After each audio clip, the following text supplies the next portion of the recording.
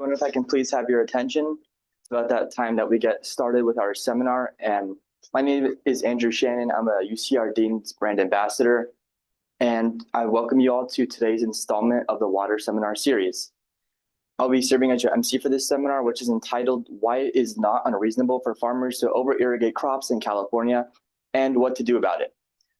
Today's seminar is part of the Water Economics and Policy Outreach activities of the UCR School of Public Policy called Water Dialogue, getting to know your water agency's policymakers, which is led by Dr. Mehdi Namati. Water policy design and implementation involve the policymakers, the agencies that apply the policy, and the public that is subject to the policy. California has long been subject to many water policy interventions. Opening a dialogue among the public, the water agencies, and policymakers would enhance the implementation of better and more effective water policies. You can learn more by going to waterdialogue.ucr.edu. But before I hand it over to our special guest for his presentation, I would like to first quickly go over the format for this event. Our guest speaker will be allotted about 30 to 45 minutes to present, and afterwards, the audience Q&A will be about 15 minutes. For our audience joining us virtually today, please input your questions via the Zoom webinar and the Q&A feature. And for our in-person audience, please raise your hand if you have a question, and our Chief Ambassador Rachel Strassman will walk over to you with a phone so the Zoom audience can hear your question as well. At this point, I'm delighted to introduce the speaker for today's seminar, Professor Michael Hanemann. And he's a professor of economics with the W.P. Carey School of Business and a Julie A. Wrigley Chair in Sustainability in the School of Sustainability at Arizona State University. He is an environmental economist who works in the area of water economics and policy, climate change, and non-market valuation. He's also the director of Center of Environmental Economics and Sustainability at Policy at ASU. Prior to ASU, he was a chancellor professor and professor of environmental and resource economics in the Department of Agriculture, Resources, Economics at University of California, Berkeley, where he was served there from 1968 to 2011. Professor Hanemann is a member of the National Academy of Sciences, and we are delighted to have him here with us today. And please join me in welcoming Professor Hanemann. It's a great pleasure to be here, and also an honor to have so many of you come out for this talk. So I've been an economist as a graduate student and as a professor for 50 years now. And I've spent a lot of time looking at water. And water is such an important issue now for the American West, but also in the context of climate change throughout the country. Because climate change is disrupting water supplies in various ways. This is, I'm going to talk in non-technical terms about how economists think about this. My larger message, based on my career experience teaching and doing research, is that economists often go wrong. And where they go wrong, the main factor is making assumptions that are conventional in economic analysis, but that are inappropriate or dead wrong. And so one of the things I try and teach my own students, like you, when I teach economics, which I do fall and spring at Arizona State, what I want to teach is you have to pay attention to the assumptions being made. Because often, or at least sometimes, the assumptions are just wrong. And so where the mistake is not in the mathematics or the logical reasoning, it's in making assumptions which everybody is used to that actually don't work. And I'll illustrate that in a moment. Oops, what did I? So, the context is greater scarcity and greater appreciation of scarcity in the West. And as I indicated, actually throughout the country, on the East Coast as well. But in the West, the salient feature is about 70% of all the water, surface and groundwater that's being used, is being used by agriculture in the 13 or 14 Western states. That's true in California, it's true in Arizona. Now, 25, 30 years ago, the figure might have been 85%. And so there certainly has been a reduction in agricultural use, and that's been off, where the water has gone is to basically cities and urban uses. But nevertheless, the proportion of agricultural use is very high. We now have a growing awareness of two crises. One is groundwater overdraft. Groundwater overdraft is pumping more groundwater than the groundwater is recharged. That's happened in the West, since World War II, as the population grew. There's new data. There's going to be a World Bank report coming out any month now, looking at this as a worldwide crisis of overdrafting groundwater. Actually, there have been a couple of journal articles, and it's an issue. It's a big issue in Arizona. I live 7 months a year in Arizona, 5 months in California. Arizona's been relying on groundwater and overpumping groundwater, ever since World War II, and it's an issue. But with global warming, surface water is becoming less reliable. And the example I'll give you is the Colorado River. So when the compact dividing the water among the 7 states was negotiated 102 years ago in 1922, the assumption was there was 18 million acre-feet. So a million acre-feet is the units used in the US for large quantities of water. And they sort of actually wound up making an agreement in 1922 that by 1950 was allocating 18 million acre-feet. And the core was 7.5 million to the upper basin states and 7.5 million to the lower basin states. But in 1950, the upper basin states were maybe using 3 of their 7.5 million. And so nobody has ever used 18 million acre-feet to the present, but that's because the upper basin states are still only at 4 of their 7.5 million. Now, it turns out looking back at the data for the 20th century, that the average stream flow was 15 point something million acre feet. 15.5, oh, I forgot the exact number. If you look at Colorado River stream flow since 2000, the actual stream flow has been 12.5. We have been using closer to, including evaporation, we've been using closer to 15. And that's why the reservoirs have been drained. And that's why there's a crisis that sprung into existence 2 years ago. So a recent article, journal article, headlines, almost 50% of the water used in the Colorado River Basin is to irrigate alfalfa and hay, which is valuable, but which uses a lot of water. It's not in general, a super high value crop. An article last month this is from a journal, looking at the potential to save water in California. And the punchline was that California farms could use 93% less water. So let's talk about how a farmer uses less water. There's 3 dimensions: irrigating fewer acres, growing different crops. Some crops require much more water than others. And for a given acreage of a given crop, applying less water. The study and similar studies have focused on the ability to switch crops, to grow other crops that use less water. That's fine. But this is a little like saying you're an economics professor, a physics professor gets a higher salary. Why don't you become a physics professor instead of an economics professor? What I mean is farmers are used to growing certain crops. They develop particular skills. So the climate matters. You can't grow certain crops if the climate is wrong.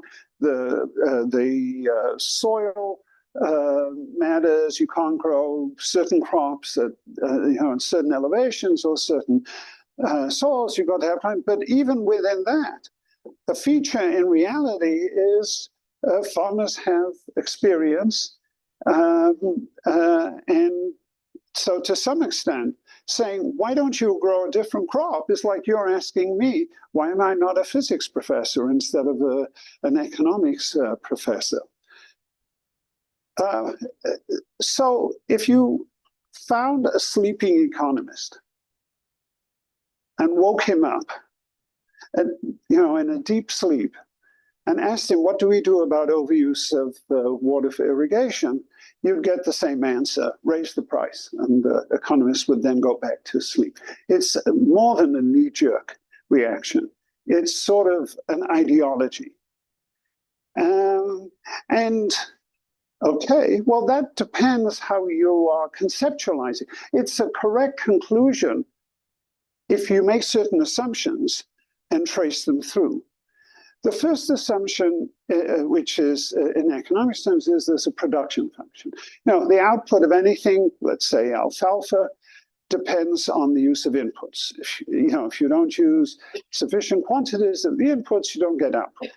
And of course, water is a major input, fertilizer is a major input, pesticide is a major input, various types of labor, and land, of course, is an input. So we have a laundry list of inputs, and we assume that if you specify quantities of the various inputs, you get a quantity of output. The production function is kind of a recipe for how you produce a given quantum of output. And this is the kind of standard textbook graph where on the horizontal axis we have the amount of water applied, say, on an acre. And the vertical axis is the marginal product. This is the total product, and that translates into the marginal product. So if we go back a moment, at first, the yield goes up faster than the amount of water. But then once you cross here, the yield goes up, but slower than the amount of water. And according to this, if you apply too much water, the yield goes down. And that translates into this value of the marginal product. And the rule for profit maximization is to maximize profit, you choose the amount of water such that the value of the marginal product equals the cost of water, which I'm denoting W. So in that framework, so I'm assuming the farmer is maximizing profit, he's paying attention, and therefore the only way to get him to choose a quantity smaller than W would be if the price were higher, and that would force him to choose a smaller quantity. And that's the mindset that economists have. You want to change water use, you need to raise the price of anything, irrigation water, chocolate chip cookies, anything. Raise the price, demand will fall. Now, an article, this appeared in March in the New York Times. It was on the front page, and it talked about a kind of novel idea. So the New York Times ran maybe 3 front-page articles on groundwater overdraft, overuse in the US earlier this year or in December.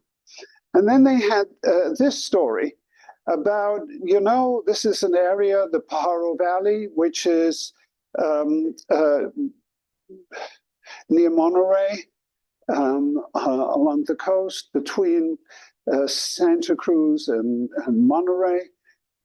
They grow the berries. So if you go to the supermarket and you have raspberries or strawberries or blueberries, they come sometimes from Chile, but when they're grown in the US, they come from here. And this was a paper which showed farmers in this area faced a higher price increase, and they started using less water. And this is another article from earlier this month from the New York Times about this same striking finding. So the finding comes from a paper accepted for publication last November. It hasn't actually appeared yet, in which I'm a co-author together with 2 colleagues, Alan Bruno at Berkeley and Katrina Gesso at Davis. And this is the paper. And what it shows, so very briefly, on the left is the Pajaro Valley, the service area of the Pajaro Valley Water Agency.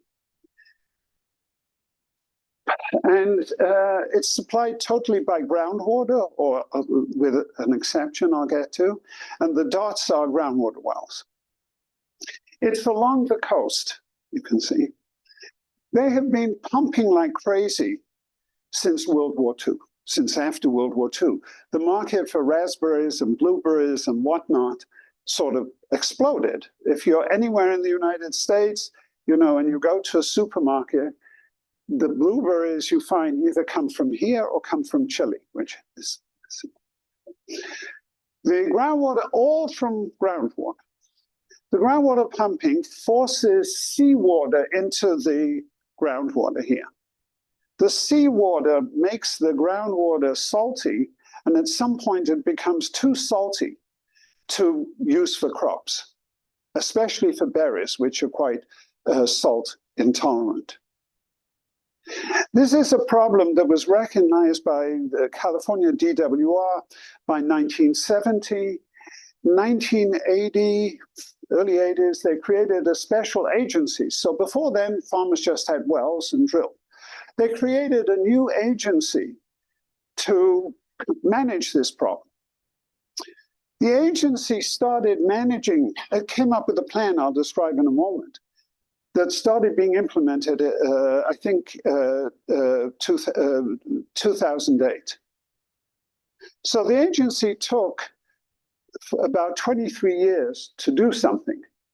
Throughout this whole time, groundwater is being pumped, and the lower the water table, the more seawater is sucked in. So the groundwater is very salty near the coast and less salty inland, but the more, as you have pumping inland, it's sucking the the salty water inland. What the management agency did was to find a replacement supply. The replacement supply comes from Watsonville, which is, I think, somewhere around here. It's a small town. It's the main town in that area, has a wastewater sewage treatment plant. They treat the sewage sufficiently highly, and then they pipe it from over here to here, and then they started distributing groundwater. Distributing treated wastewater into the ground to try, and they asked the farmers to reduce groundwater pumping. Some of the treated water actually isn't pumped into the ground, it's delivered directly to the farms. Actually, it's mainly delivered directly to farms as a replacement supply. Two things you should know about this. The volume of replacement supply is equal to 5% of the total overdraft. And it costs several $100 million. This is it's expensive because you've got to do the treatment of the sewage, and then they had to build a pipe network some distance to bring it to this area. So it's an expensive solution. Who pays for this? Well, the district was given the power to tax groundwater pumping. And so it imposes a tax, and so it started imposing a tax, I guess, of $150 in the, so the purple area is this special zone where, so what happens is farmers everywhere in the district pay a tax that goes to cover the cost of this recycling wastewater scheme. The farmers in the purple zone pay a higher tax because they're directly getting the water than the farmers in the rest of the district. This shows you the price. There was some litigation about the price. The district won, and you see as of 2014, they're charging 200. They're charging 150, 160, or 200. Today, those rates are something like 250 and 350.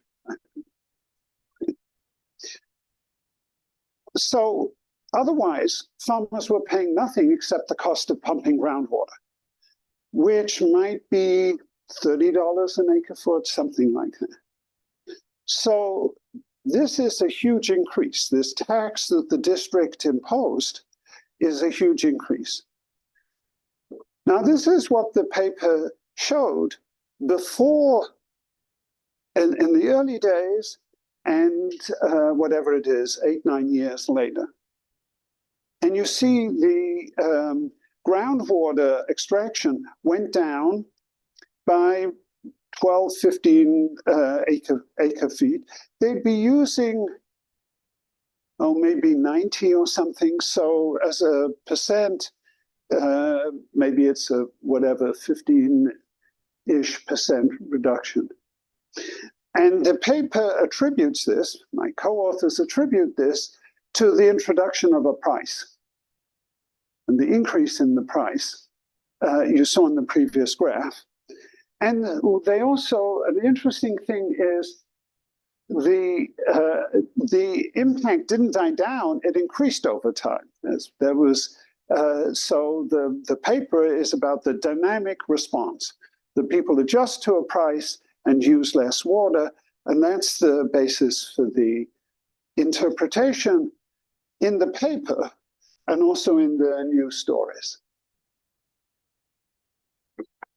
However, I don't believe this interpretation for a moment. Now, there have been a few other cases in the US, in Kansas, in particular 2 or 3 locations, and in southern Colorado, where particular irrigation districts imposed a charge on groundwater pumping, on using groundwater.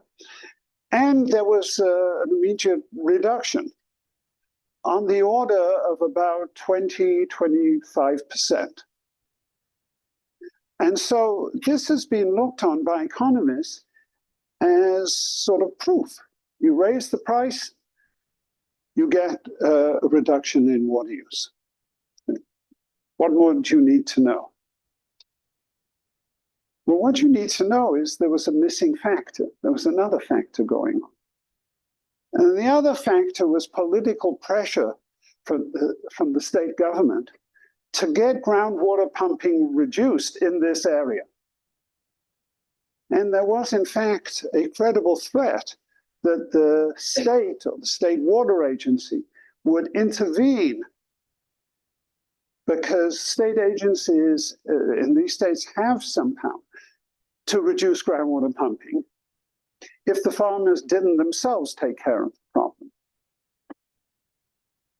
And that's a longer story in each of these places: California, Pajaro Valley, Kansas, and the San Juan Valley in Colorado. Longer stories than I can tell you, but I can document that.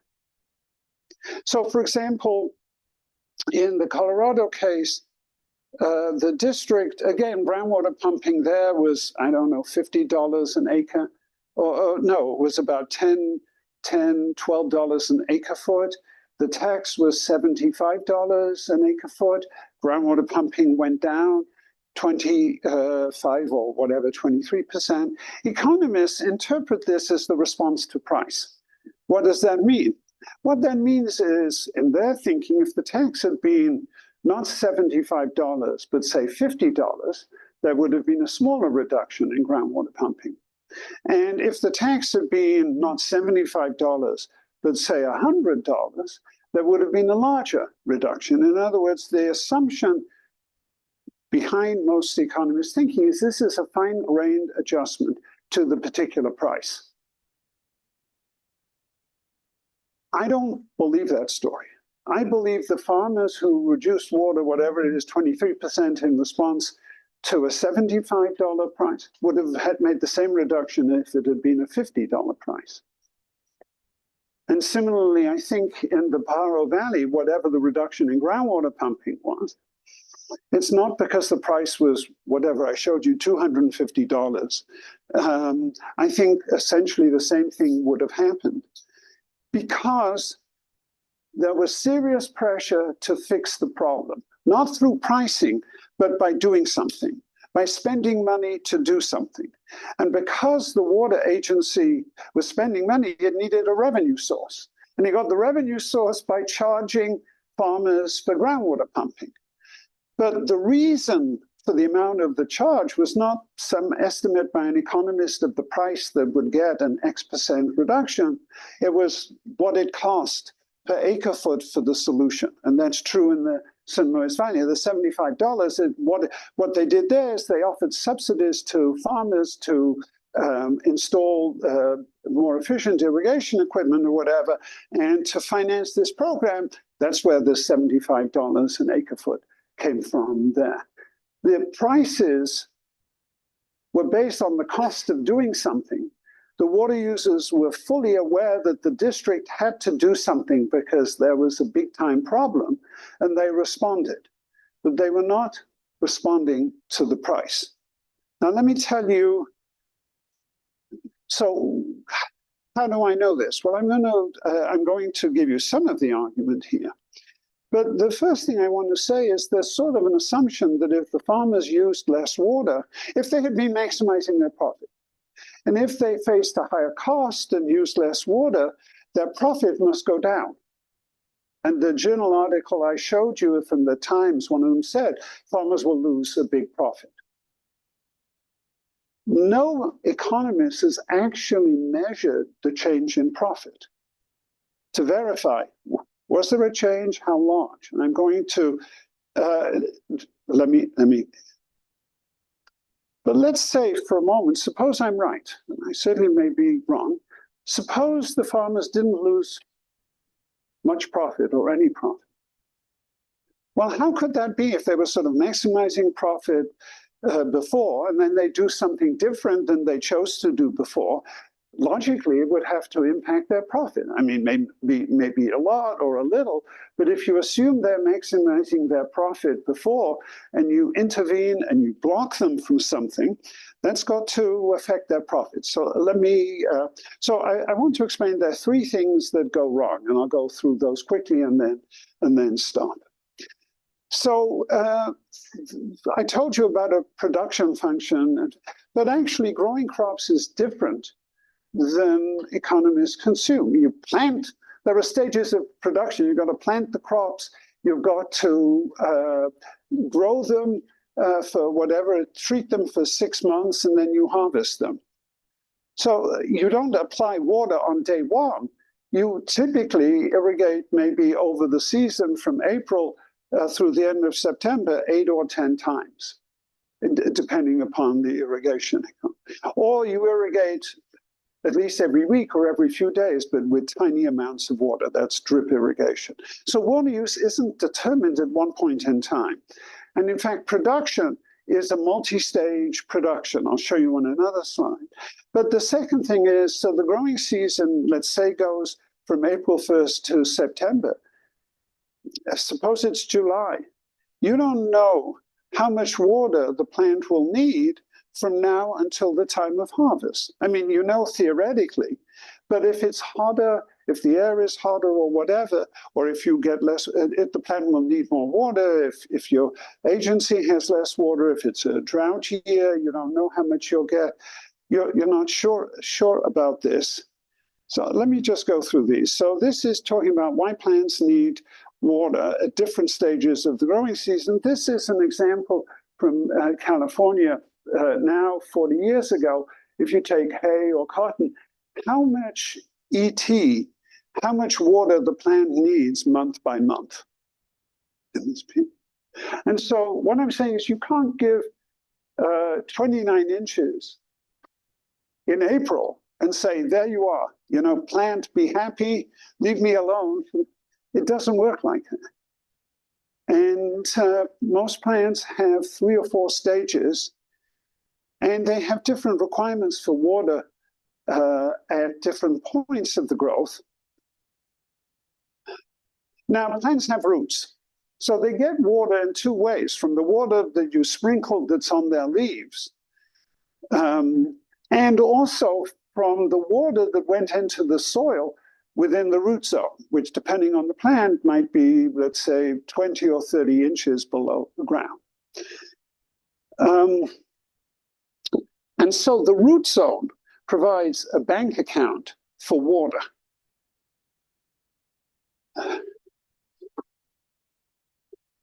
So one thing, if you over-irrigate this month, some of the water will evaporate, some of the water will run off the field, some of the water will percolate into the ground, into the root zone. And as time passes, if the root zone is very moist, it'll percolate below the root zone and then not be within reach of the plant. But the water in the root zone is like a bank savings account. Now, if the air is very hot, the soil will be hot, and the water can evaporate in the root zone. So it's not like a bank account which is, you know, secure and the water stays there, but it is a transient bank account. That's one thing. The second thing is the production function is different. So I showed you a production function where if you applied too much water, the yield went down. Now that can happen if you way over-irrigate, but not if you over-irrigate, say, by 20%, something like that, and it varies by crop. And if you over-irrigate, then 2 things happen.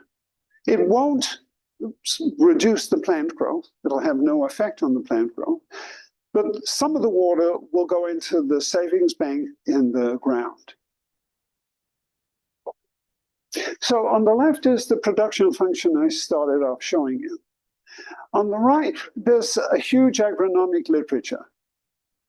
But there's not consensus, but there's a lot of evidence for what's called the von Liebig production function. He was a German agronomist writing in the late 19th century. And so he has two assumptions, and he asserts this applies to fertilizer as well as to water. But so basically, as you apply more, whether it's water or fertilizer, the crop takes up more and you get more ET, which is the source of plant growth. Until you reach a particular point where you get no extra ET. So this levels out within a range. So I said, if you can totally waterlog the soil, and that can be harmful, but something like 20 or 30% over application does nothing to the plant growth. The plant doesn't grow more, but it doesn't shrink. Now, the other notion is that the plants require chemical fertilizer and water and some other things, and those interact. And so if you don't have enough of the other input, the yield only goes up to this point and then flattens out the yield of this input, because you're limited by the amount of the other crucial input. So let me explain what this means. Water can limit your growth. So if you don't get to up to here, let's say, you'll have less yield. So if your water supply is cut off or reduced during the growing season, you'll get less. If you get more water, you don't get more. You get the same thing. But the extra water, if you over-irrigate, can go into the bank account in the root zone. So if you're irrigating, say, 8 times a year, and there's some uncertainty about how much water the plant is going to need between now and time of harvest, or if you're uncertain about how much water your irrigation district can supply, it makes sense to over-irrigate and store some water in the bank account. It doesn't harm the growth, and it's prudent. In fact, it may be the optimal thing to do. This is my last slide. So I told you, these people are paying, let's say now, 350 an acre foot. They're using 3 acre-feet. So the cost of water is now, this is from 4 years ago. You see the dates, actually. The cost of water is, let's say, around $1,000. It varies by time. Okay. These are crop budgets for the Pajaro Valley. Okay. Production costs, you have some, you have pre-planting costs, you have the annual growing costs, you have the harvest cost, and with some of these things last in the ground for 5, 6, 7 years, and then you have a removal cost, the post cost. The total operating cost is this row. These are expensive. These are huge numbers. 56,000, 100,000, 90,000 an acre. If you're an ag economist, so in Fresno, the production costs are more like $1,000 or no. In Kansas, the production costs are like $1,000 an acre. And in Fresno, maybe they're $3,000 an acre. These are big deal plants. These are capital costs. Overhead costs. If you put everything together, this row is the cost. This is, in round terms, what you're spending for water. Maybe it's a bit higher. Maybe it's $1,000. This is basically 1%, 10%, excuse me, 1% of the, we just look at the operating costs, the variable cost. This is, 1% of the production cost. So suppose instead of it being $800, it goes up to $1,600. Suppose it doubled. Are you going to do anything different? And so let's look at, so what's the revenue? Well, the yield varies. In the case of strawberries, it varies. It's the number, the typical number they use is 9,000. It could be as low as 7,000 if you don't apply enough water or enough pesticides or the labor isn't really good. It could be as high as 12,000 if you hit everything right. Let's say they'll go with the median number. So the revenue is $105,000. So two things, that's less than the total cost. So they predict that these farmers are making a loss. They're not making a loss so the production costs are generally best practice, and they may be too high. The overhead costs may be too high. If you own the land, you're not paying a mortgage or whatever. I don't think any of these guys growing these crops is actually functioning at a loss these days.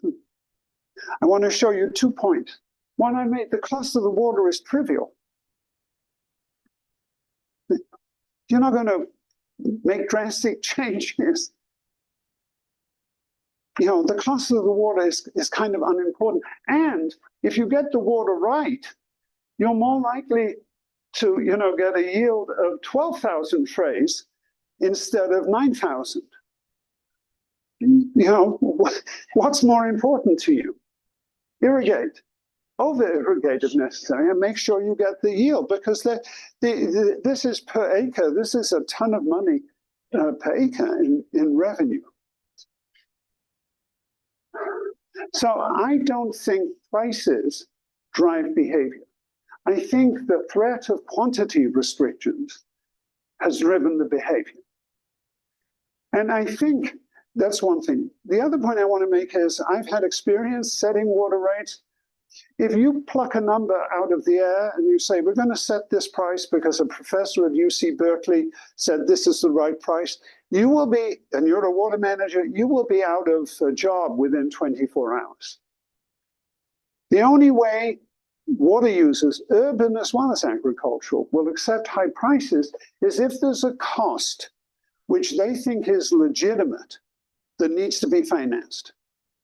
Like recycling, tertiary recycling of wastewater in Watsonville and building a humongously expensive pipe to take the water from Watsonville way into the fields some distance away.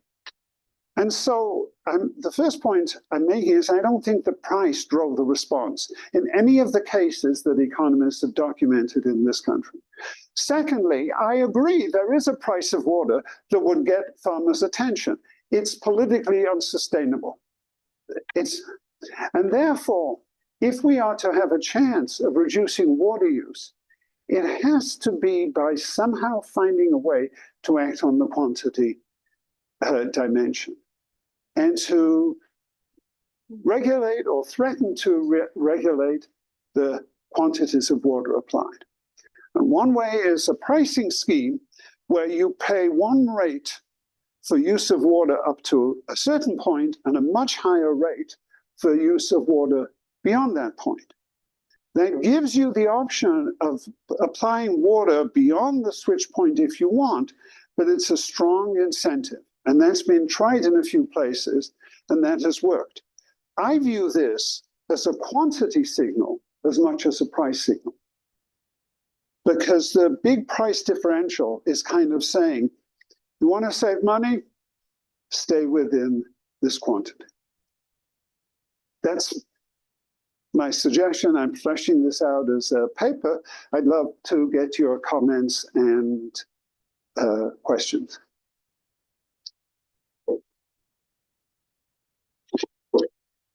Well, thank you, Professor Hanemann, for such an insightful presentation. And with that, it is now time to transition to the Q&A part of the seminar. And just as a quick reminder, if you have any question in the in-person audience, please just wait for my colleague, Rachel Strassman, to come to you with the phone so our Zoom audience can hear what your question is. And for the Zoom audience, if you do have a question, please just enter that into the chat via the Q&A section. So with that being said, please let's ask questions for Professor Hanemann in the back. Hi, my name is Melinda, and I've worked in water resource management for 20 years now. So, and this is always there's a battle in California for water. If you don't know, there's 6,000 water districts in the state, and I think it's an interesting thing that Metropolitan Water District is doing in the Imperial County, buying land and then leasing it to farmers for different products. And I was wondering if you've done some research on that, and because one of the things we find in the Central Valley is they're growing high use water use props because they make much more money. And how do we, price to me is just very one component, but how do we politically even address and change their patterns? So first, politically, this is a difficult task. And what I sort of said here, I said this with trepidation because this could be a career-long effort or more to work. I worked on Imperial in 2005, 2006, but haven't been involved since then. I worked, and I wasn't working on the fallowing, I was working on other conservation plans. So I don't know enough about the fallowing. I do know from a study that's been done where Metropolitan did the same thing in Palo Verde Irrigation District. They offered farmers, they offered to pay a certain amount of money if you fallowed your land. This was an ASU dissertation by Katie Wright done last year. She found that they were getting, I think, they were getting 65% less water than they thought from the fallowing. And the farmers basically, well, I won't choose a verb. The farmers enrolled land that was inferior. I mean, if a farmer had a range of, had fields, and some fields yielded a lot of crop and some, maybe they enrolled all the fields. The fields they fallowed were the low productivity one. And the result is the saving in water. I think you got paid per acre that you fallowed. And they were fallowing, and the fields they fallowed used significantly less water than the average of all the acres they in the back.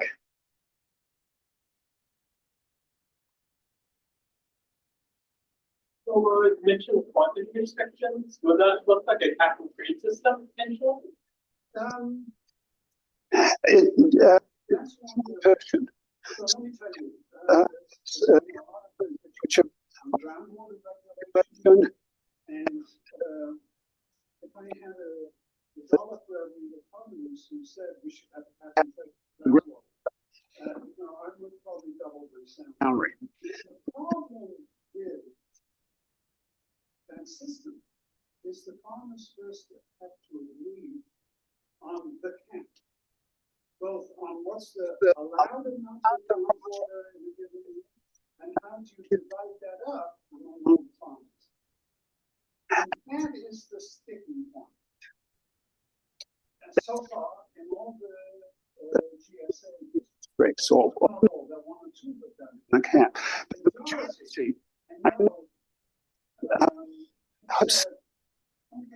maybe have a cap, but Maggie didn't pump as much groundwater as I did for the last 5 years. And so, sure as hell, Maggie should get a smaller allotment than I get. And as it happens, Maggie feels the same way towards me. In other words, the cap and trade is a brilliant idea if you get agreement on the cap and the allocation.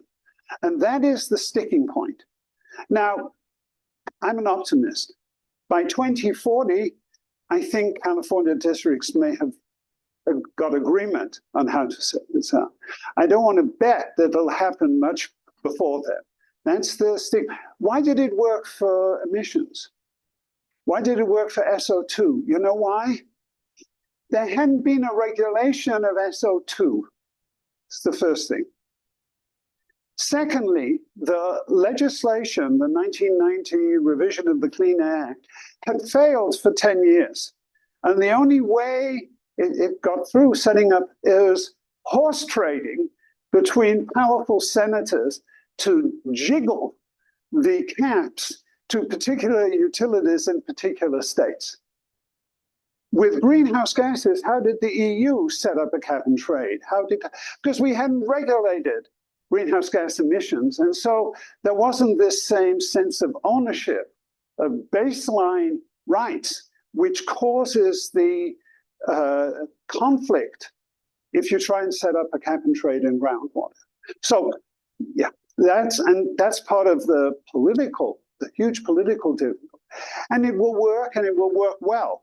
But I don't want to bet on how long it'll take to get cap and trade in groundwater, for groundwater in place. Let's go right here.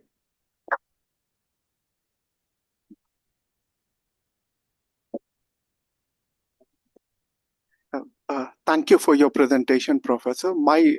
I want your thoughts on how water withdrawal for irrigation purpose and government payments such as subsidies, how they explain land use changes. Yeah, thank you. So first of all, the experience I mentioned in Kansas, in 2 locations, and in Colorado was essentially there was no change in crop. I mean, it was tiny.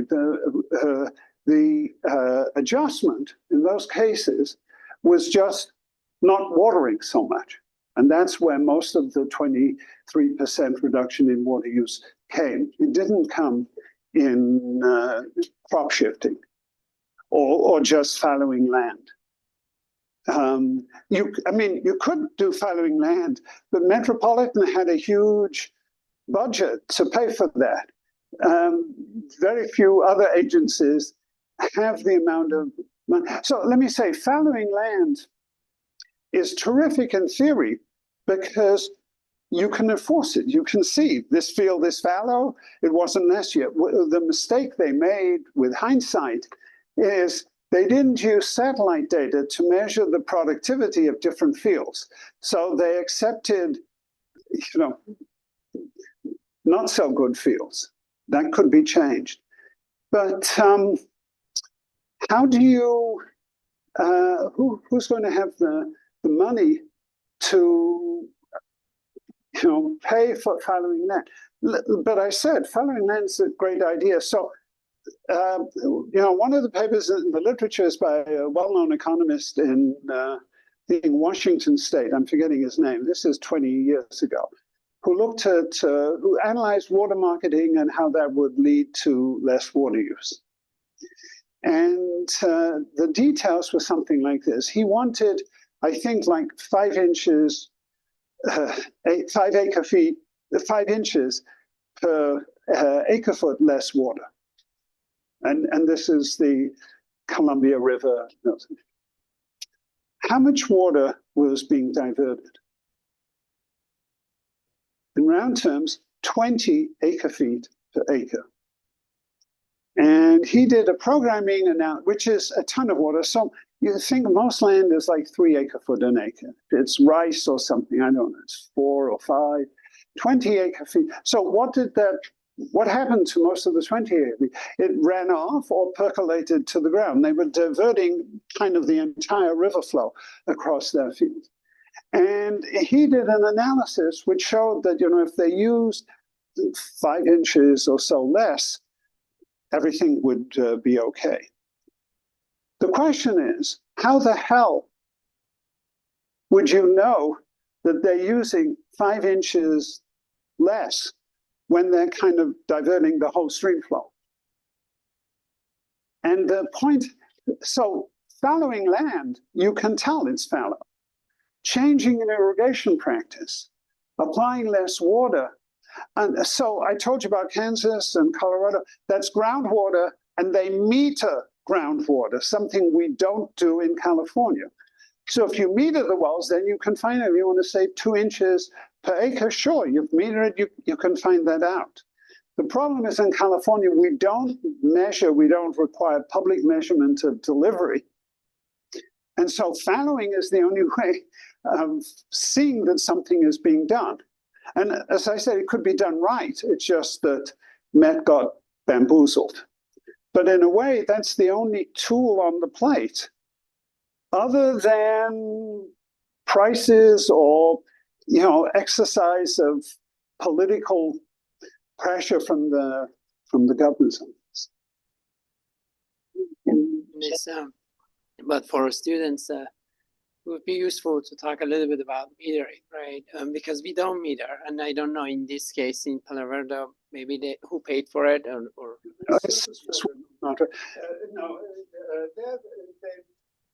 So with following, or somebody can drive around and see, yes, you said you'd fallow these 3 fields, and they look fallow to me. So groundwater, and this is true not just in California, but in many parts of the West, in Spain, where I've worked, and elsewhere. Groundwater is like a windfall gift from God. You bought this land, and who knew there was groundwater beneath it? And it's a gift from God. And you can pump whatever, you can drill a well at your own expense, and you keep whatever water comes from whatever wells you have on your land. End of story.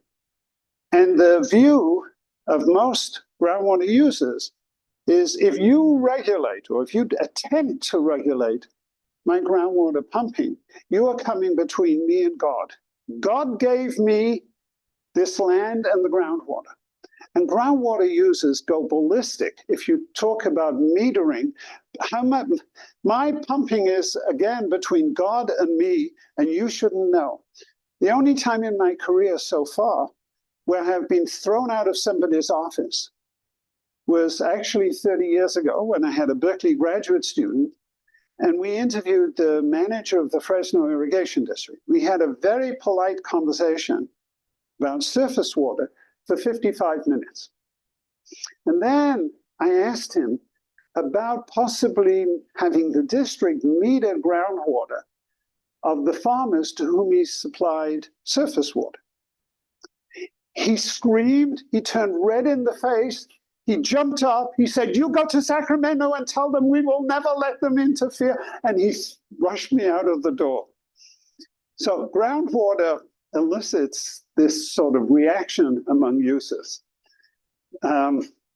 I hope to get thrown out of somebody's office in the rest of my career. I still have some ambitions, and I know how to do it, which is asking about groundwater metering. Nice.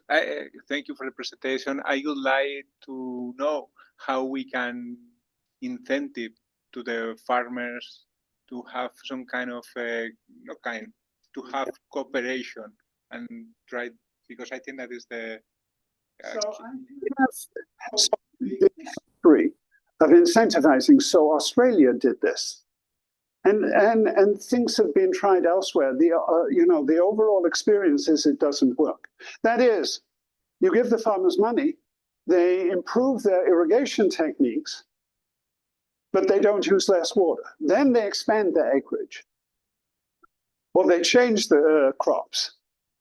And the result is very little reduction in water use. If you pay the money to sort of change something, and unlike fallowing, you pay them to not grow. That will. So, the Colorado case. So I say they were charging $75 an acre foot pumped to pay for funds that would then be given to farmers to subsidize. And they got the reduction of 20-something%, 22, 23%. But